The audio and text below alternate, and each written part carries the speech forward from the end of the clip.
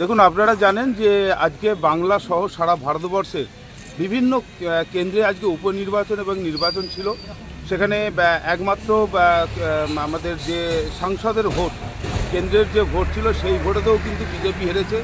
ঝাড়খণ্ড সহ বিহার যে সমস্ত উপনির্বাচনগুলো ছিল তৎসহ আমার বাংলার 6টা আসনেই বিজেপি গোহারা, সিপিএম পাত্তা করতে পারেনি।